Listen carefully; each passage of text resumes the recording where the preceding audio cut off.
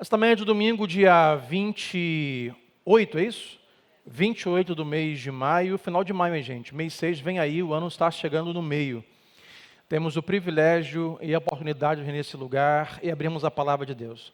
Nesses domingos de maio, estamos discorrendo, debruçados em um livro bíblico chamado Provérbios.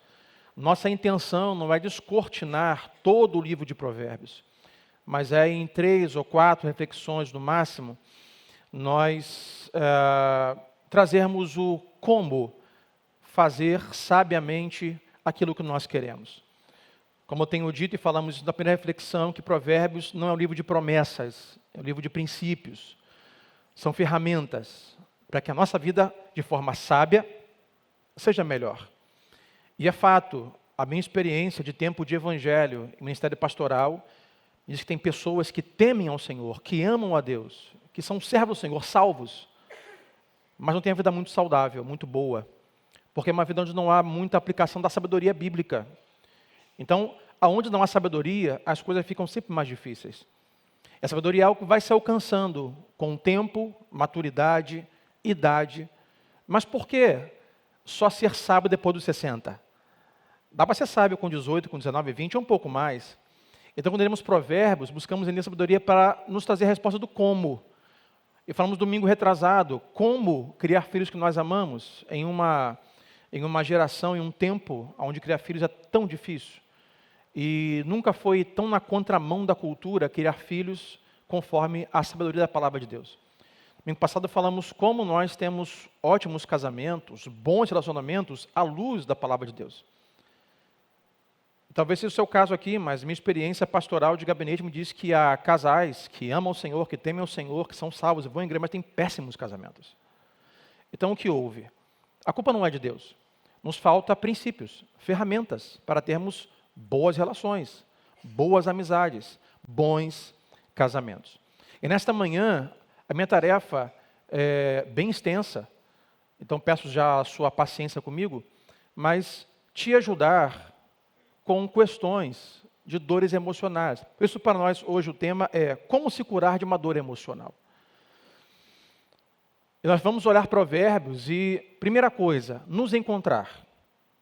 Porque, meu irmão, não se esqueça, mesmo em Cristo, a vida dói. Sim ou não? A vida dói. Basta estar vivo para sofrer. Não sofre mais quem está morto em Cristo. Quem não morreu em Cristo, o sofrimento é eterno. Mas basta vivo para sofrer. Temos muitas dores. Sofremos dores físicas, dores emocionais, dores espirituais, dores financeiras, dores relacionais. E sem medo de errar, há pelo menos uma pessoa que esta manhã está sofrendo alguma dor. Dor emocional, dor familiar, dor financeira, dor espiritual, dor física, alguma dor. Nós vamos experimentar amargura todos não os dias, mas todo o tempo qual nós estivermos vivos. Lembrando que, se rogamos Maranata, ora vem Senhor Jesus, é porque depois que Ele vier, então toda lágrima será enxugada. Enquanto isso, há lágrimas que vão rolar do seu rosto. Há lágrimas que vão rolar do seu rosto. Enquanto isso, haverá amarguras e sofrimento. Jesus nunca prometeu que se você frequentasse uma igreja, se batizasse e fosse salvo, que você nunca mais choraria ou sofreria nenhuma amargura. Isso não é bíblico. Esse convite de muitas igrejas hoje, muitos pregadores hoje, venha para Cristo e está tudo resolvido, isso não é verdade. Ele disse, no mundo vocês tereis aflições, tem de bom ânimo, eu venci. Vocês no final, mesmo sofrendo, o final é vitorioso. A linha de chegada é troféu, mas vocês vão sofrer, não tem o que fazer. Agora, quando falamos sobre amargura, sofrimento e dor, minha tarefa com vocês aqui, biblicamente, é nós olharmos duas coisas. A primeira é nós identificarmos o motivo, o porquê estamos sofrendo, o porquê está doendo, o porquê estamos assim.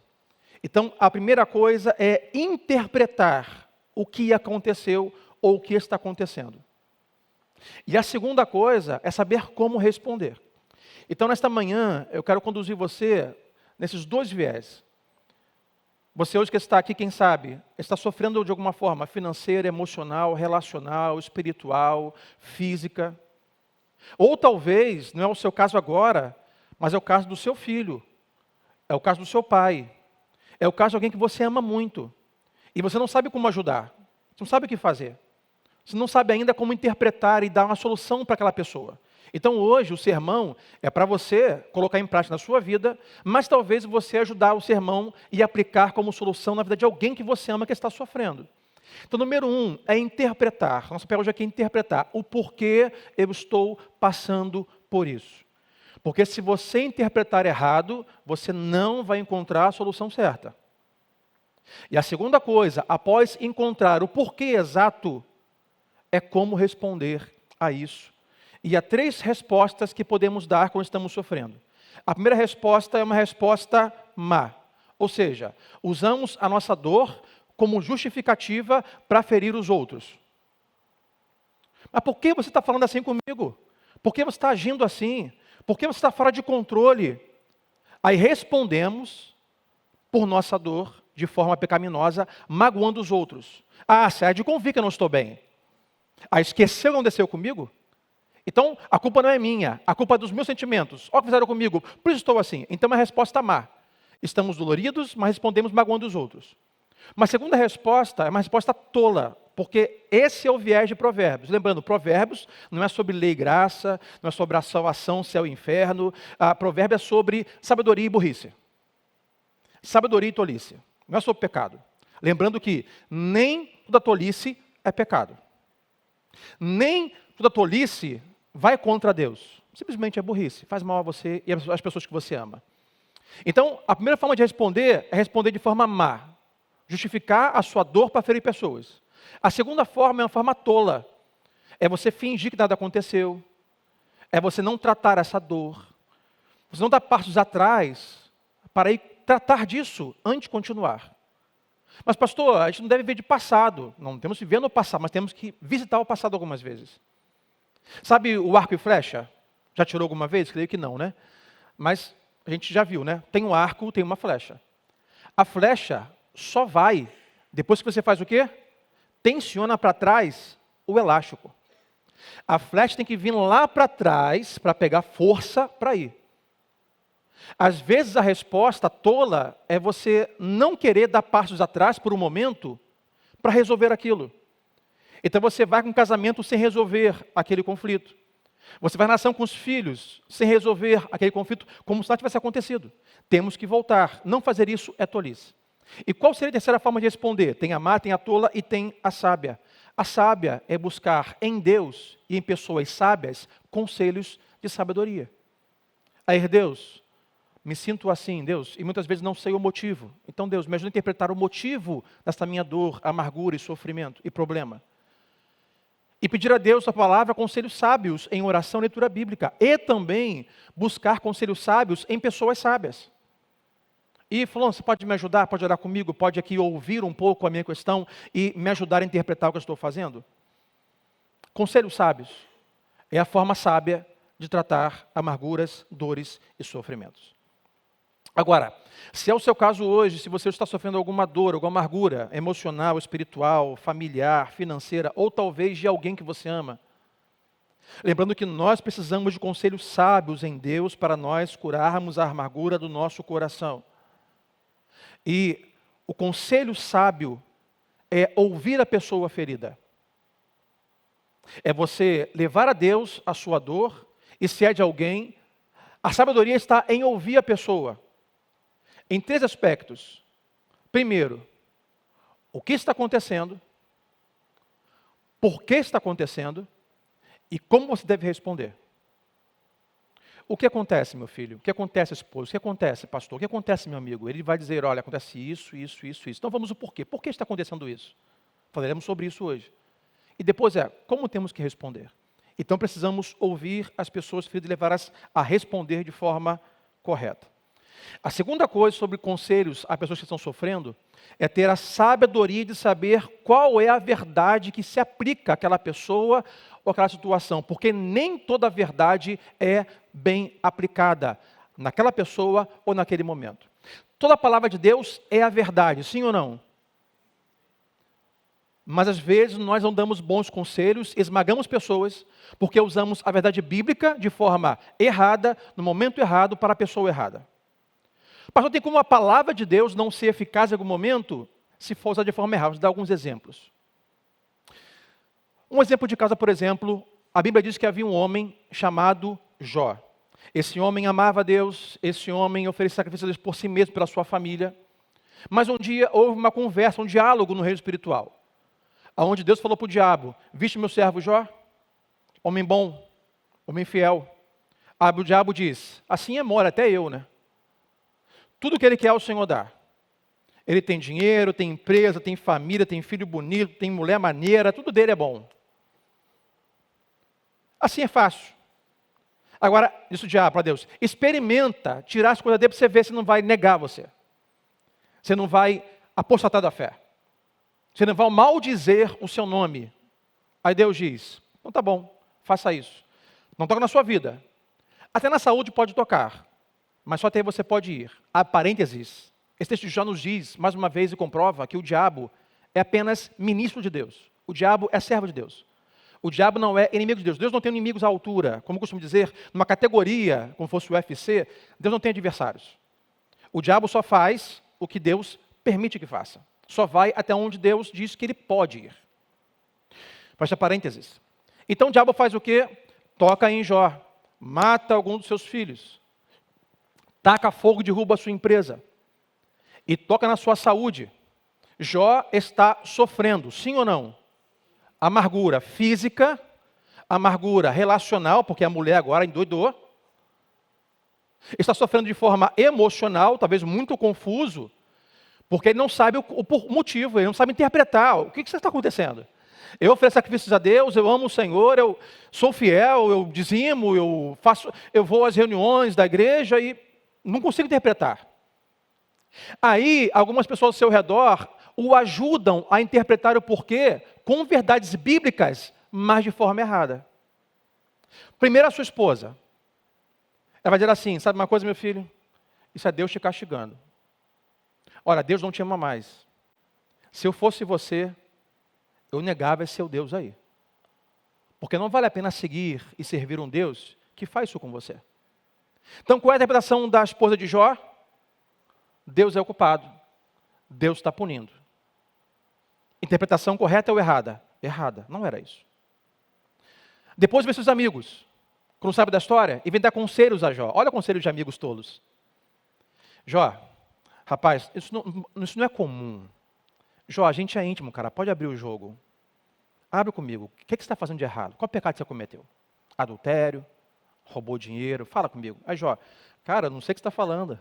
Jó, não dá um de santo, Jó. Para isso acontecer, olha a interpretação deles.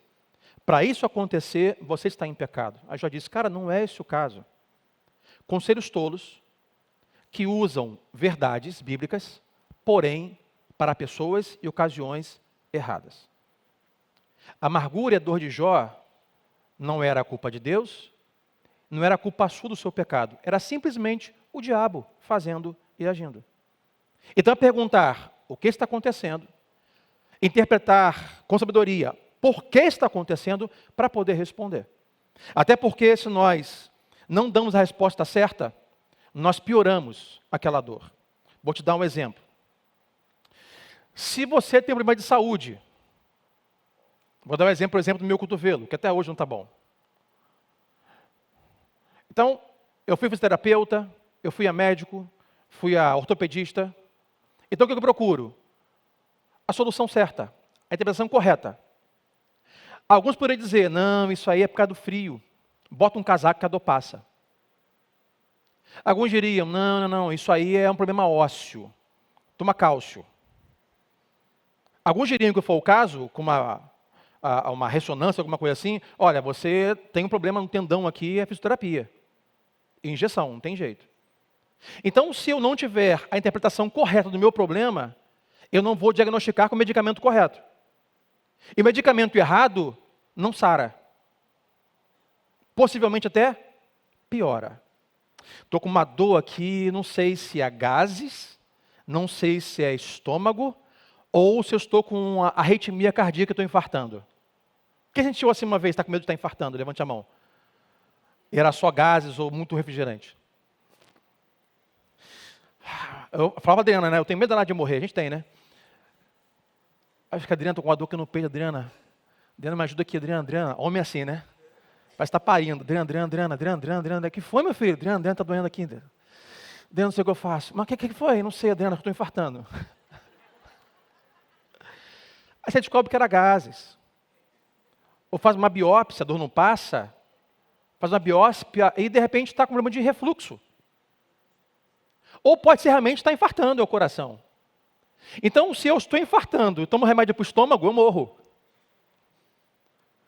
Se eu tomo remédio para, como se fosse uma úlcera, o gás e é coração, eu não trato o coração, eu tenho infarto e eu morro.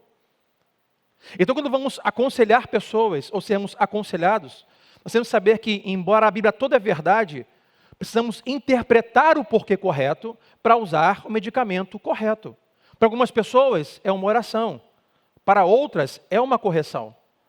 Para algumas é caminhar junto, para outras é tirar aquela pessoa daquele lugar, porque lá está o problema. Então a solução correta diante da Bíblia. Então hoje,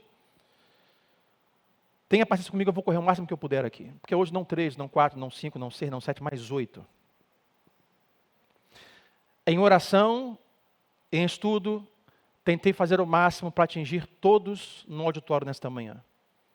Para você que hoje sofre por algum motivo, alguma dor emocional, física, espiritual, familiar, conjugal, ou tem alguém que você ama que está sofrendo. Te dá 8 possibilidades de você estar passando, ou alguém que você ama está enfrentando isso. Para que você, então, interpretando da forma correta, possa trazer a solução sábia, correta, e não fazer como os amigos de Jó, nem como a sua esposa. Então, 8 coisas para nós esta manhã, vamos lá. Primeira delas, será que a sua dor é causada pelo seu pecado?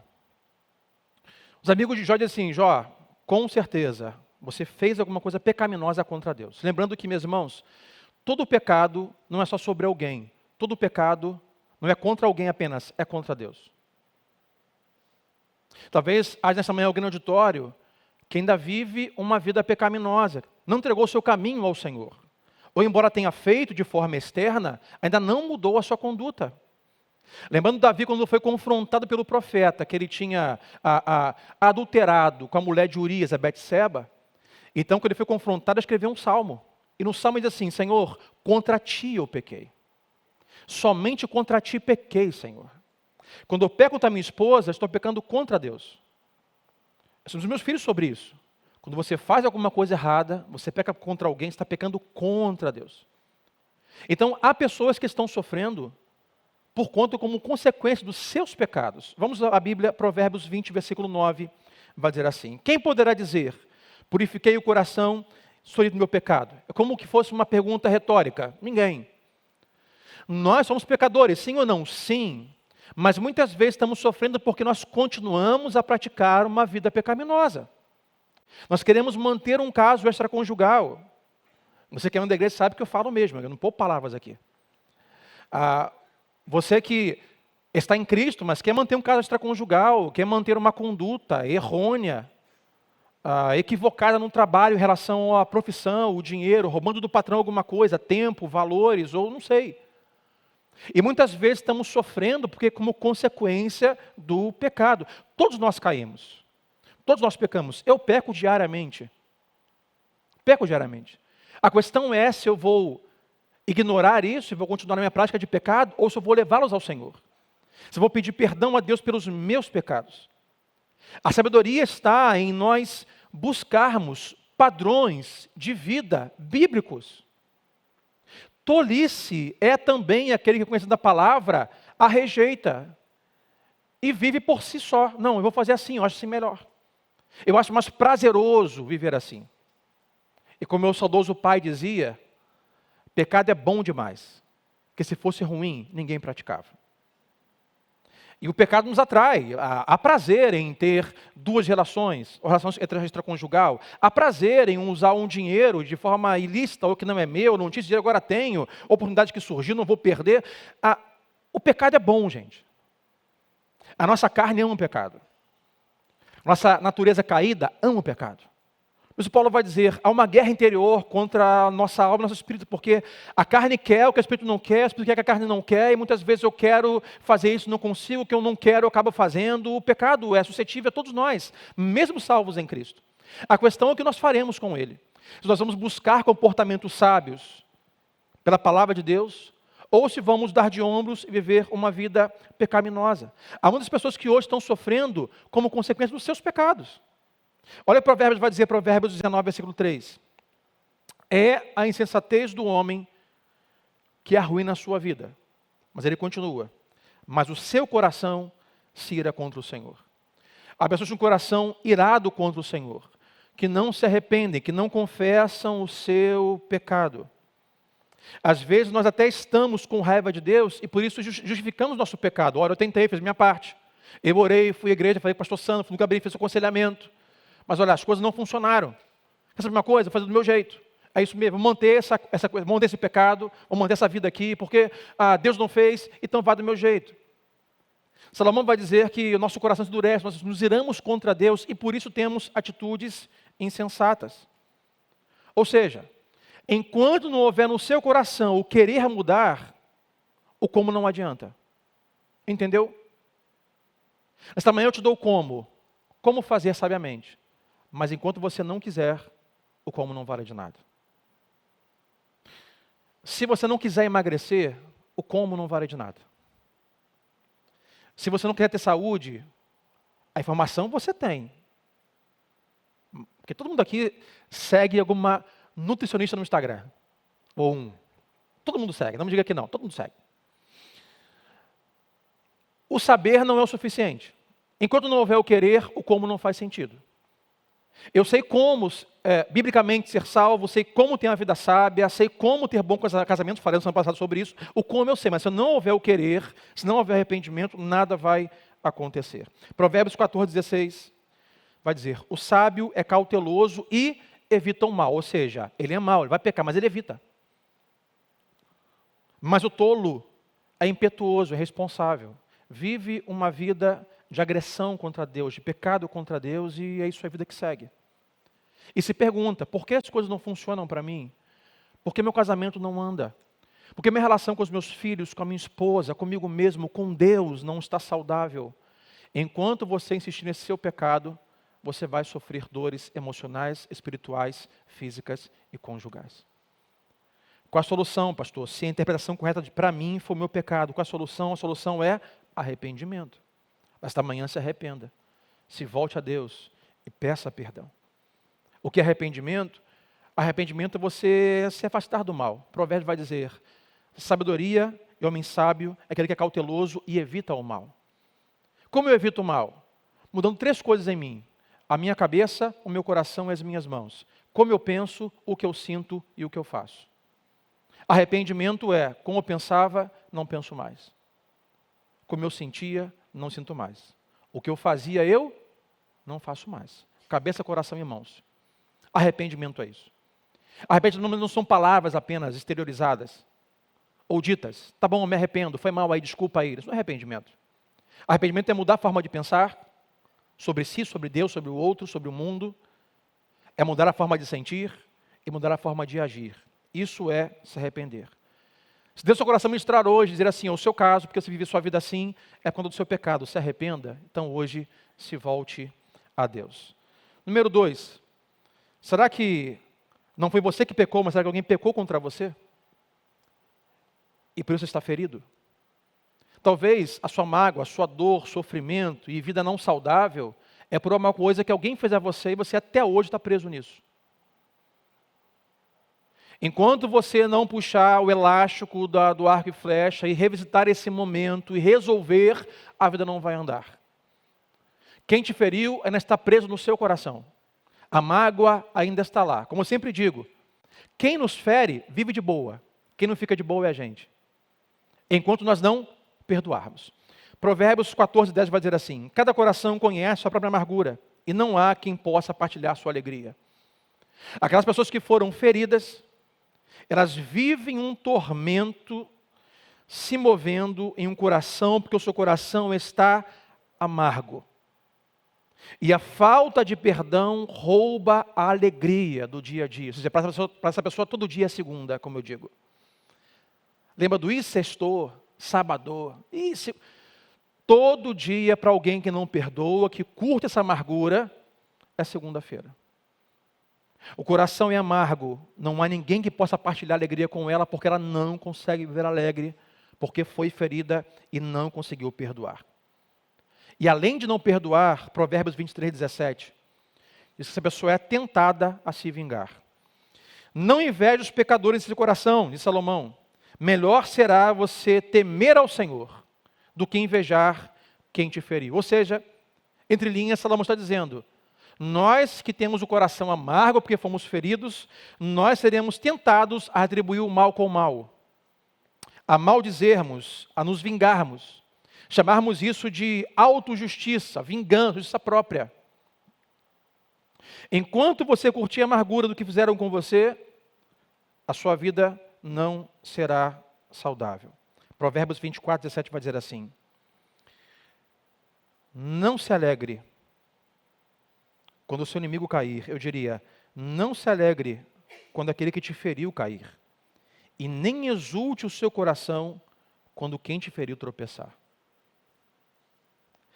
Se fizesse uma entrevista assim, com o microfone e uma câmera, e perguntássemos, há alguém que te feriu? Aí você diria, sim, alguém me feriu. Aí você perguntaria, o que você espera para esta pessoa? Alguém diria, essa é fácil. Tomara que morra. Vá para o inferno. Tomara que... Não tem como. A Salomão diz, sabe quem te feriu? Quando ele cair, quando ele tropeçar, quando ele viver o que você vive ou pior, não se alegre com isso. Sabe qual é o fator predominante ou o resultado matemático exato de que você perdoou? Você sabe quando perdoou? É quando você chega ao ponto de querer que a pessoa que te feriu seja abençoada. É loucura isso, mas é bíblico. Salomão diz, quando quem te feriu cair, não se alegre, sofra com ele. Você sabe que perdoa quando perguntar assim, o que você acha que deve acontecer com aquela pessoa que te feriu? Aí você tem que dizer assim, bom, eu espero que ela se arrependa, que encontre graça em Deus, que seja salva, e a sua vida seja muito abençoada. Pô, pastor, isso é loucura, não tem como abençoar a pessoa que me feriu. Tem. Perdão. E pessoas que talvez hoje aqui no auditório, alguém que você ama, está sofrendo amarguras em seu coração, em sua mente, em seu corpo, em sua alma, porque está preso a algum pecado que cometeram contra ela. Então, sobre perdão, rapidamente. O que o perdão não é? Não é, número 1, o perdão não é um evento único. É um processo contínuo. Não, já perdoei uma vez, né? Pelo amor de Deus, de novo, não tem como tolerar. Pedro diz, Senhor, Pedro, 70 vezes 7. Não é matemática exata. É 300 e alguma coisa por dia. É isso aí. Não, mas eu perdoei uma vez. Perdão não é evento único, ele é contínuo. Você vai ter que perdoar o seu marido, o seu filho, a pessoa que te feriu constantemente, diariamente. Não é um processo único. Agora, o perdão também não é você continuar permitindo o pecado, o crime e a tolice. O que o perdão não é? Bom, já que eu perdoei, eu vou ter que conviver com isso. Não. Perdoar é perdoar o feito, mas ainda assim condenar o mal e o crime. Vou te dar um exemplo. Usei esse exemplo ontem num congresso de homens, com 2 homens ontem, sobre perdão. Vamos supor que eu tenho uma empresa e eu tenho um sócio comigo. Eu descubro que esse sócio está pecando contra mim. Como? Está me roubando dinheiro. O que eu faço? Ao descobrir pelo advogado, pelo meu contador, eu procuro o meu sócio, mostro o pecado como o profeta fez com Davi. Aqui, está seu pecado, você está me roubando, cara. No final, tá bom, vamos ao seguinte. Espero que você se arrependa, que você mude de vida, está perdoado. Tá? Não precisa me devolver o dinheiro. Mas eu não sou obrigado a continuar uma sociedade que eu sou roubada. O que eu faço? O advogado, o contador, desfaz o contrato, não quero mais ser sócio. O meu filho pecou contra mim, eu perdoo, mas não posso agora ser conivente com o pecado dele. Eu tenho que discipliná-lo, tenho que corrigi-lo, dizer que está errado, tenho que mudar de vida. Amém, meus irmãos? Não, eu perdoei, agora tem que continuar vivendo mal com a pessoa, tem que continuar tolerando o crime. Não. E essa é uma questão muito complicada quando falamos sobre relacionamentos conjugais. É muito difícil. Já recebi na sala pessoas, pastor, meu marido é agressivo, ele me bate, dorme com a faca embaixo do travesseiro, com uma arma, falou que um dia vai me matar. O que eu faço? Digo, irmão, perdoa. Mas você não é obrigada a ficar com um cara que te espanca. Não é obrigada. Procura um advogado. Pastor, que é isso? Ué. Procura um advogado. Ou no mínimo, no ruim, Paulo vai dizer em Romanos que a lei que Deus nos dá pelos homens é para nos proteger que pecamos. Eu disse, minha irmã, vai na polícia da parte dele. É sério, pastor? É sério? Perdoe, queira o bem dele, mas não continue conivente e tomar surra todo dia. Não é obrigado a apanhar todo dia. É uma situação difícil. E eu, como pastor, sou responsável e diz assim, separa ou continua. Eu digo, irmã, é o seu marido, quando vocês casaram, ninguém me chamou, não foi eu que orei, você resolva com ele. Você me perguntou se era para casar com ele. Ninguém perguntou. Agora vai perguntar se pode divorciar? Não é comigo. Mas, se ele te bate, vai na polícia. E se você perdoa, você não é obrigado a ter perdoado, continuar vivendo aquele crime. Você pode sair de lá sem nenhum problema. Então, perdão não é permitir o crime, a tolice e responsabilidade o tempo todo. Terceira coisa que perdão não é. O perdão não é confiança ou reconciliação imediata. Perdão, eu gosto de dizer que perdão é unilateral. Eu não preciso que a minha esposa se arrependa e confesse o pecado para eu perdoar ela. Porque o único beneficiado do meu perdão sou eu mesmo. Mesmo não se arrependendo, eu perdoo, porque eu me livro disso, da amargura. Agora, quando alguém pega contra nós, nós perdoamos. Mas não quer dizer que a confiança foi automaticamente restaurada. A confiança, ela é um processo. Assim, pastor, mas minha mãe me perdoou e até hoje fica olhando no meu celular. Mas pastor, minha mulher me perdoou, até eu já fica assim, me ligando, está onde, está com quem, está com quem? Mas então não perdoou, mas confiança é diferente. Eu gosto de dizer confiança como um vaso fino de porcelana. É difícil manter ele intacto, quando ele cai, ele quebra em pedacinhos, é muito fácil quebrar e é muito difícil você restaurar. No meu casamento, nós já perdemos a confiança. E foi difícil restaurar, mas restauramos. Então, perdão não é automaticamente voltar a confiar. É um processo, leva tempo. Quarta coisa que o perdão não é, o seu perdão não é o perdão de Deus. O seu perdão é o seu perdão para se livrar daquela amargura. Agora, ele com Deus que resolva. Assim como o seu perdão não salva, a sua falta de perdão não traz juízo. É o seu perdão para você não viver amargura. Então, o que é perdão? Número 1, perdão é responder a Jesus ao invés de responder à mágoa. Quando eu estou amargurado, eu respondo à mágoa. Eu revido, eu me vingo, eu sou áspero, sou agressivo. Quando eu perdoo, eu estou respondendo a Jesus. Diz assim, Jesus, assim como você naquela coisa me perdoou, eu perdoo meu marido, perdoo minha esposa, perdoo meu amigo, meu patrão, meu filho. É responder a Jesus e não àquilo que fizeram. Porque pessoas que foram perdoadas devem perdoar. Quantos aqui, pela fé, acreditam que na cruz do Calvário foram totalmente perdoados por Deus? Levante a mão comigo. Deus perdoou pecados passados, presentes e futuros. Tem coisas que eu não fiz ainda que estou perdoado por Deus já. O que eu vou fazer não mais traz juízo para a minha vida. Na cruz eu fui salvo. Se eu creio nisso, Paulo diz. Agora, perdão, se fomos perdoados, quem foi perdoado deve perdoar a pessoa. Segunda coisa, o que é perdão? Perdão é transferir o fardo da dor para Jesus. Quando eu perdoo, eu não estou preso àquela amargura, àquela dor. Eu coloco em Jesus. O meu fardo é leve, o meu jugo é suave. Vinde a mim todos que estão cansados e sobrecarregados, e eu vos enviarei. Eu pego a dor que fizeram a mim, eu coloco sobre Jesus e trago para mim a sua justiça, a sua mansidão, a sua vida, a sua cura e a sua alegria. E terceiro, perdão, você deixar de lado o sentimento e o estresse do que fizeram com você. Quando eu digo revisitar alguma coisa, é para você revisitar, consertar e continuar. Não é fazer como eu falei no domingo passado, ter a pá que enterrou a agressão, lembra disso? Guardada na garagem. A Adriana faz uma coisa para mim, eu digo, tá bom, tá perdoada. Aí eu vou, tá bom, vou enterrar o seu erro. Eu enterro o pecado da Adriana, mas eu guardo a pá. Não joga a pá fora. Porque na primeira desavença, né, Adriana? Tá bom então. Vou te mostrar quem de fato você é, tá bom? Vou pegar a pá, desenterrar o pecado dela, estava aqui, ó. Jogo na mesa. Olha quem você é. Então perdoar é jogar para fora. Deixar o estresse, não mais sentir aquilo que sentia por conta da amargura. Será que essa é a interpretação para o que você sente hoje, que você vive hoje? Talvez seu marido te feriu, sua esposa te feriu, seu patrão te feriu, seu filho te feriu, você até hoje está sentindo essa dor física, emocional, espiritual. Pastor, qual é a solução? Para o seu pecado é arrependimento. Para o pecado de outro para com você é perdão. E o perdão é unilateral. Você não depende do outro para perdoar. Simplesmente perdoe. Terceiro, possível interpretação. Em quais mentira você está acreditando?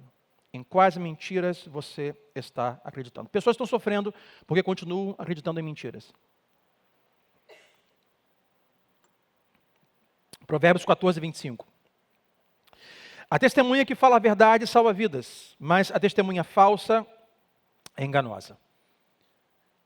Saiba você, não se esqueça que todas as decisões da sua vida são baseadas ou em verdade, que é a realidade, ou em mentira, que é engano.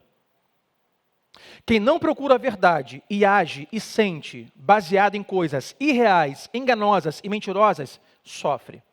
Em relação sobre a si próprio, sobre Deus e sobre tudo que está à sua volta. Quando você for decidir, a sua decisão terá como base uma verdade que é a realidade ou a mentira que é enganosa. Provérbios 12, 17 vai dizer assim: a testemunha fiel dá testemunhos honestos, mas a testemunha falsa conta mentiras. Quando nós estamos feridos, quando a vida está doendo, Satanás é mestre de ministrar ou enviar os seus mensageiros, também seres humanos, para trazer coisas e verdades ou interpretações enganosas, do tipo, eu já atendi pessoas que essa seria a interpretação correta. Estão sofrendo e a mentira é o que eu mereço. Deus tem toda a razão de fazer isso comigo. Eu vi uma pessoa que depois de um segundo aborto de uma criança, chegou à conclusão que era Deus que estava matando os seus bebês no ventre dela. Porque tendo um filho, ela idolatrava esse filho. Então, a interpretação enganosa que ela teve do diabo é assim, não, já que Deus viu que eu idolatro o meu primeiro filho, Ele não quer que eu continue idolatrando um segundo filho. Então, por isso, Deus está matando os meus bebês. Eu digo, isso não é verdade. Deus não está no céu com uma espingarda virada para o seu ventre. Meu irmão, Deus não está nem aí com quem você adora. Deus não é refém da nossa adoração para sentir melhor ou pior. Deus está no céu preocupado, meu Deus, ela Sandro, vai adorar outra pessoa, como é que vai ser a minha vida? Sandro vai adorar o peixe dele, tem peixes lindos em casa. E Sandro vai adorar, meu Deus, o peixe do céu vai tomar meu lugar, o que eu faço? Gente, eu vou matar aquele peixe. E disse assim, minha irmã, isso é mentira, isso não é verdade. Já ouvi pessoas que achavam que deviam continuar sofrendo no casamento porque a salvação do cônjuge dependia do casamento dela. Pastor, eu não posso me divorciar porque eu sou responsável pela salvação do meu marido. Eu digo, não é. Pastor, eu tenho medo se eu me divorciar, meu marido vai para o inferno. Eu digo assim, o seu casamento não salva o seu marido. Mentiras. É isso que eu mereço.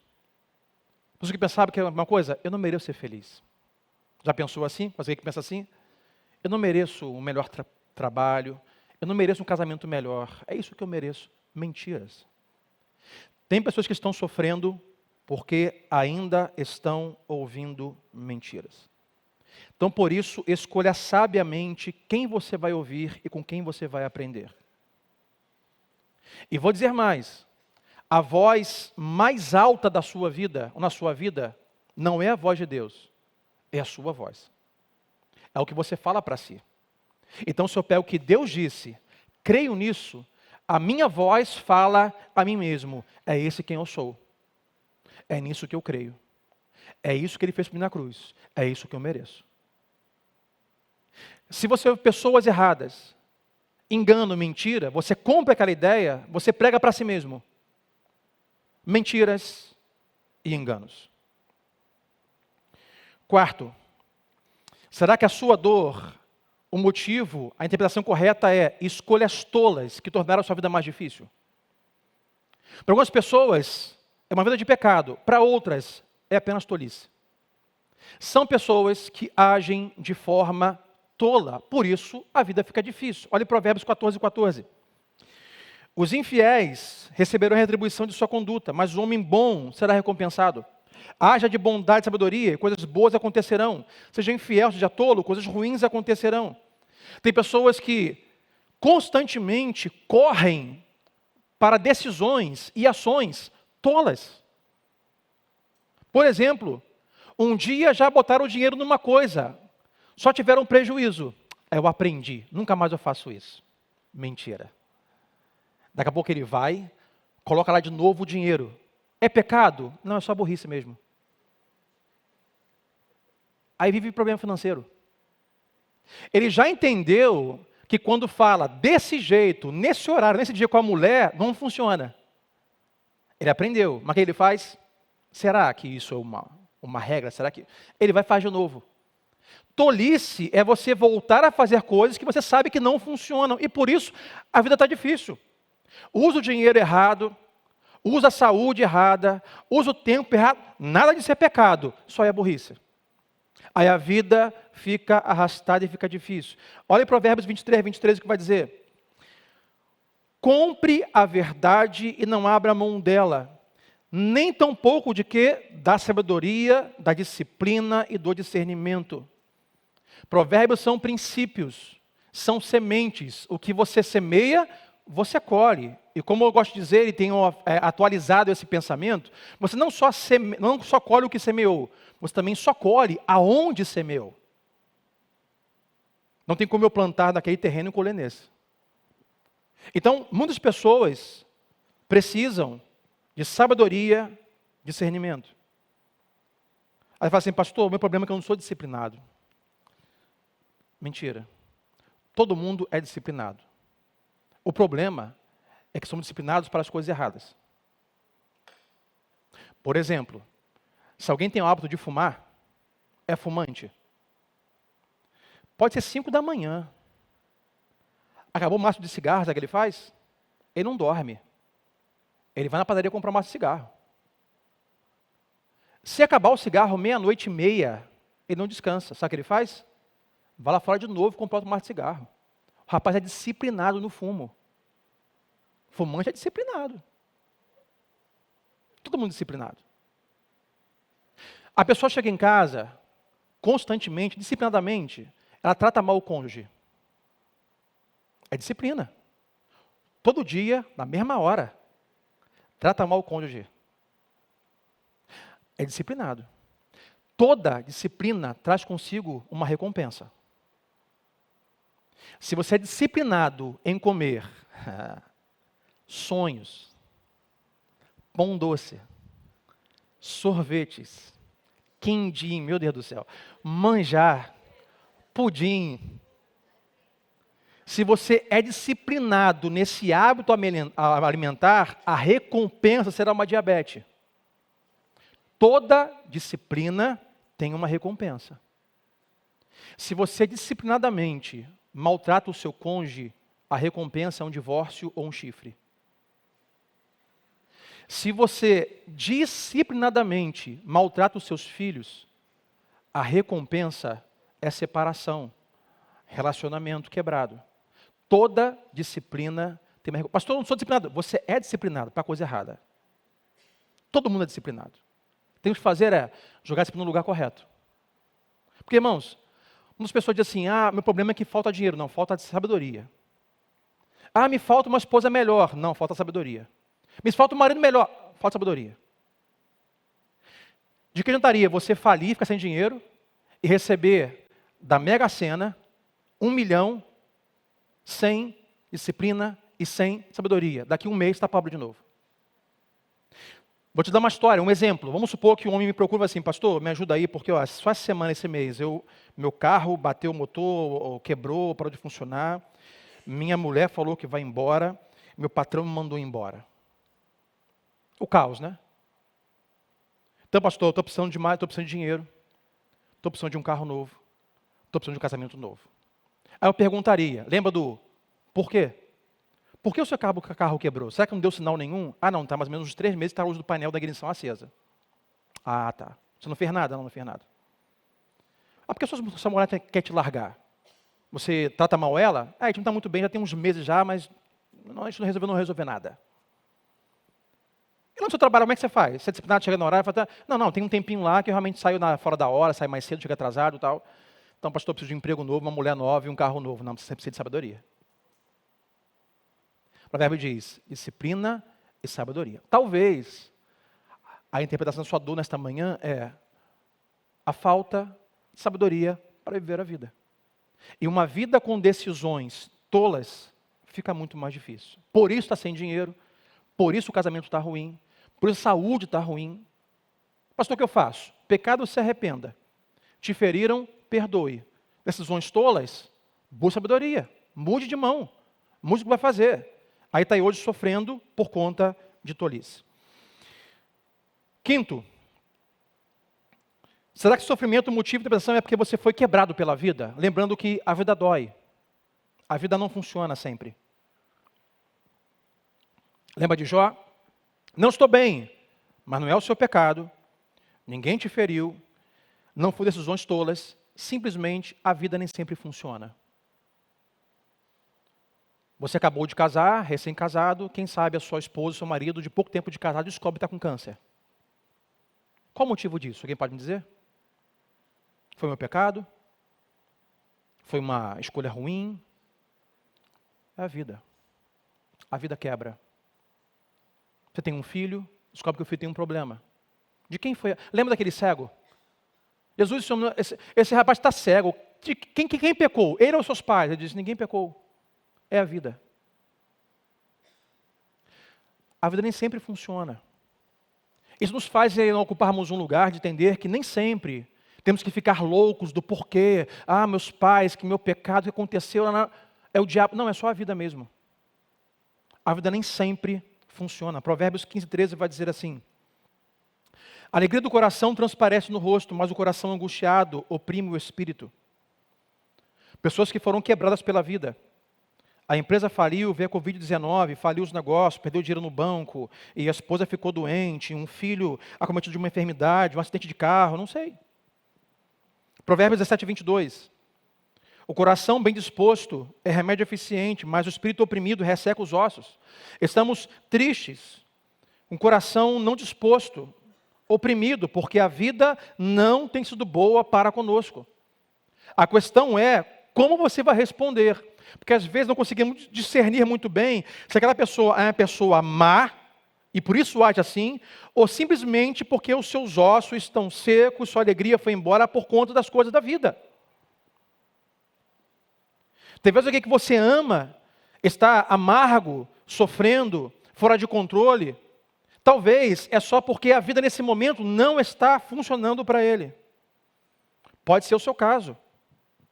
Pastor, aconteceu isso, quem pecou? O que aconteceu? O que eu fiz? Talvez nada, talvez seja só a vida nesse momento não funcionando, porque assim é a vida. Quinto, talvez porque você se sente culpado, ou sujo, ou indigno, por algo que no passado você fez, ou fizeram com você. Provérbios 30, versículo 12, vou usar a versão Nova Almeida atualizada. Há pessoas que são puras aos seus próprios olhos, mas que jamais foram lavadas da sua sujeira. A Bíblia fala várias vezes com palavras do tipo impureza, imundo, imundície, vergonha. E às vezes estamos sofrendo uma dor emocional, espiritual, relacional, porque ainda não conseguimos nos sentir por Deus perdoados, purificados, por algo que Ele já perdoou e já fez. Então nos sentimos imundos. Eu não mereço estar com essas pessoas, não mereço estar no corpo de Cristo, não mereço ceiar, não mereço participar do ministério, porque se eles souberem o que eu fiz, se eles souberem o pecado que eu cometi, se eles souberem o que fizeram comigo, não só o que você fez no passado, fizeram com você, você tem vergonha, porque na infância foram violentadas sexualmente, foram violentadas fisicamente. O casamento não funcionou e foi violento e divorciaram, mas tem vergonha de falar sobre isso. Então sofrem porque se sentem ainda envergonhadas e se escondem, como Adão e Eva no Jardim do Éden. Adão e Eva pecaram e tiveram medo e se esconderam. Deus perguntou: aonde vocês estão? Senhor, estamos escondidos porque nós fizemos um mal muito grande. O que eles fizeram? Se esconderam e se taparam com folhas. Sabe o que é isso? Tapando a sua vergonha. Eu tenho vergonha do que fiz. Eu não posso mais estar nesse lugar fazendo isso com essas pessoas. Eu não mereço, eu tenho vergonha do que eu fiz. Aí o que Deus faz? Deus vai e tira as folhas que os escondem. Deus mata um cordeiro e os veste com pele de cordeiro em sangue. E cobre a vergonha deles. Exatamente isso Deus faz por nós na cruz do Calvário por meio de Jesus. Na cruz, Deus não só perdoa o nosso pecado, Ele também cobre a nossa vergonha. A minha vergonha foi imputada em Jesus naquela cruz. Eu não tenho mais que ter vergonha para as coisas que eu fiz. Eu fiz coisa muito errada no passado, hein? Mas não tenho vergonha do tipo de, sei o que eu fiz, me arrependi, mas não estou preso no meu passado, envergonhado por aquilo, eu estou livre. Pessoas não estão vivendo porque estão presas em alguma coisa que fizeram no passado. E isso virou a sua identidade. Isso é quem eu sou. Eu sou um abusador, eu sou um abusado, eu sou um mentiroso, eu sou um infiel, eu sou um pecador, eu sou um agressivo, eu sou um violentado. Identidade. Sua identidade é construída de 3 maneiras ou 3 opções nós temos. A primeira é por aquilo que você diz para você, quem eu sou. Eu sou mentiroso, sou infiel, sou pecador, eu sou um adúltero, eu sou... É quem você diz que você é. A segunda forma que identifica você é que as pessoas dizem para você, não, isso é quem você é, coloca isso no seu lugar. A terceira forma de construir identidade é olhar para a cruz e ver o que Jesus diz quem eu sou. Ele diz, sim, você é pecador, mas eu paguei o seu pecado. Sim, você é malfeitor, mas eu levei a sua culpa. Sim, você pecou, mas eu levei sobre mim o seu pecado e a sua vergonha. E agora você é lavado e remido no sangue do Cordeiro. Agora você é um cristão e faz parte da família celestial. Você foi adotado na minha família. E como Paulo diz, não há mais condenação para aqueles que estão em Cristo. Então eu sei que eu sou pecador, mas não tenho mais corrente de pecado. Eu estou liberto e livre. Então se esse é o seu caso nesta manhã, se liberte do seu passado. E não se identifique por aquilo que você diz, ou que algumas pessoas dizem, mas identifique por aquilo que Cristo diz que você é na cruz do Calvário. Você está em Cristo, salvo, liberto, justificado, regenerado e livre do seu pecado, da sua vergonha. Se liberte disso. 7º, estamos acabando. Você vive esse que você vive porque você tem medo de algo ou de alguém. Pessoas que a vida não anda, não há saúde na vida, porque são ansiosas temendo eventos e pessoas. Provérbios 12, 25. O coração ansioso deprime o homem, mas uma palavra bondosa o anima. Talvez seu caso é a sua ansiedade o tempo todo com medo. Medo do novo governo, medo da Covid, medo da economia, medo de perder emprego, medo de ficar doente, medo do filho ficar doente, medo. Sua vida é um inferno por causa disso. Teme eventos. Provérbios 13, 24. Quando se deitar, não terá o quê? Medo. Mas o seu sono será tranquilo. Eu não sou responsável.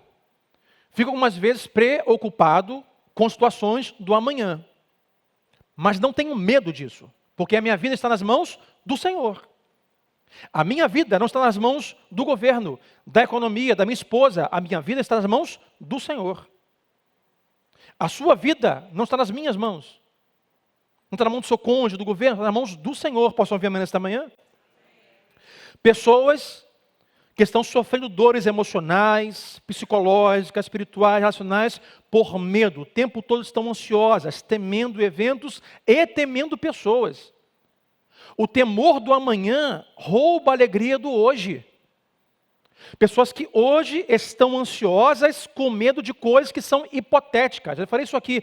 Pesquisas revelam que 90% das coisas que nós tememos não vai acontecer. Apenas 10%. Tenho medo disso, hipotético, pode não acontecer. Além disso, o medo de paralisar nos transforma em falsos profetas. Tem muito crente que é falso profeta. Como assim, pastor?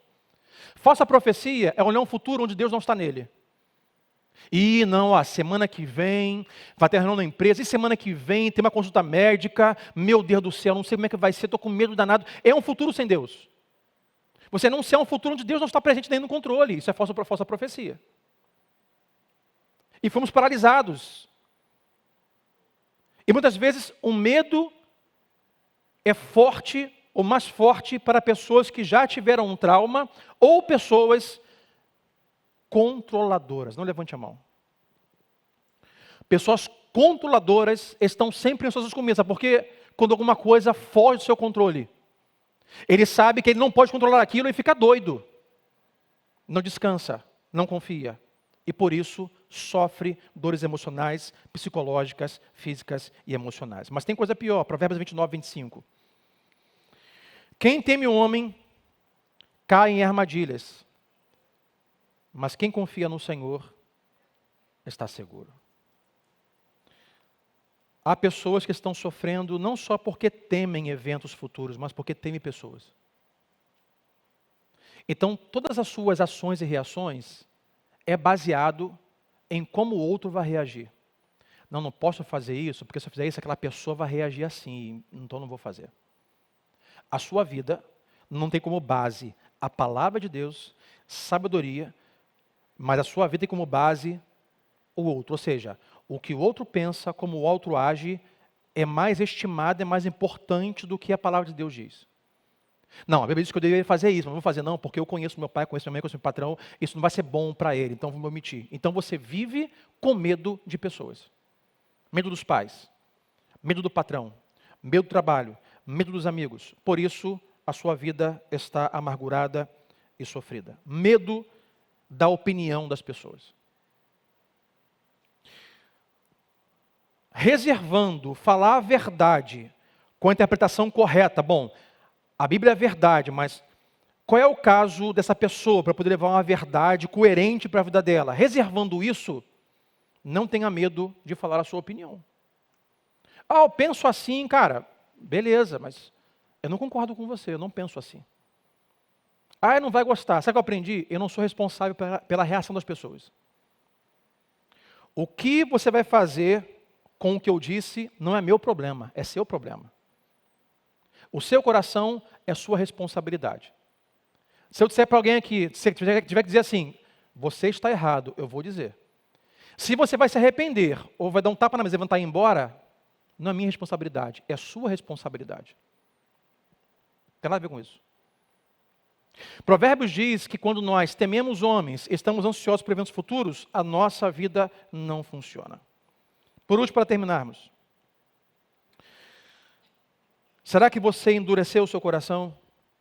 E aqui que nós terminamos, e aqui que sempre voltamos, que aqui Provérbios volta, lembrar Provérbios 28, 14.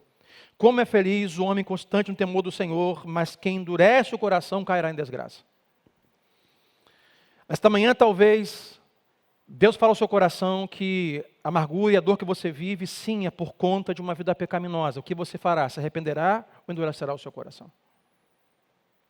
Que a sua dor é motivo por aquilo que alguém fez contra você, te ferir. O que você fará? Perdoará, levará a Cristo ou endurecerá o seu coração? A questão, meus irmãos, sempre é o coração. Não culpe a vida, não culpe o governo, não culpe quem te feriu, para que você tenha decisões sábias.